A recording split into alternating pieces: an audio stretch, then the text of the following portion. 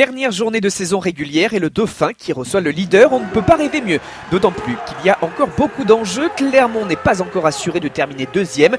Et pour valider un billet directement pour les demi, cela passe par une victoire face à La Rochelle, déjà assuré de terminer en tête.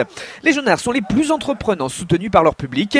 Cette séquence débouche sur une orientation du jeu au large, accélération de Damien Penaud qui bénéficie d'une passe sautée de Patricio Fernandez pour s'échapper, prendre un intervalle et se montrer plus rapide pour s'en aller inscrire le premier essai. L'ASM fait la course en tête. On revoit surtout cette passe de Fernandez sous la pression et la course de Penaud sur plus de 50 mètres, plus rapide que Gabriel Lacroix notamment. Le match est lancé, les buteurs se distinguent ensuite, 10-6 peu après la demi-heure. Clermont reste dominateur, monopolise et fixe avec Peseli Yato. À la mêlée, Ludovic Radosavljevic donne du rythme, 11 réax. Et l'exploit individuel d'Aliveretti Raka qui transperce, course folle de 30 mètres avant d'être repris par Charles Bouldoir. Les soutiens sont là, et Fernandez éjecte vers l'aile. La ligne se rapproche et c'est Sébastien Vahamaina qui marque le deuxième essai auvergnat. La machine clermontoise accélère et confirme sa domination en fin de première période. Là encore, on peut revoir cette percée de Raka, une pointe de vitesse, des appuis dévastateurs. On remarque également que c'est encore Penaud qui vient buter à moins de 5 mètres.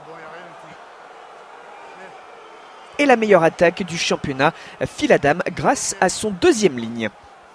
3 minutes plus tard, cette pénale-touche, le cuir est volleyé par Alexandre Lapendry. Thomas Domingo, qui fait son dernier match en jaune et bleu, est plaqué par Levani Botia, mais peut donner après contact à Radosavljevic, qui oriente sur les extérieurs. Scott Spedding, qui réaxe.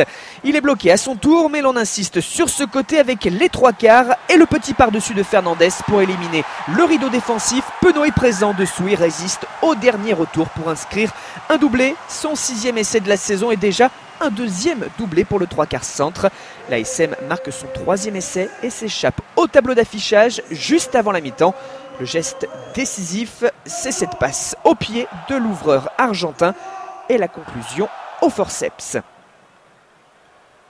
À la pause, le leader du championnat est mené 24-6 au Marcel Michelin. Le coaching fait du bien aux Maritimes au retour des vestiaires qui recollent d'abord grâce à leur buteur, Brock James, Romain Sazi.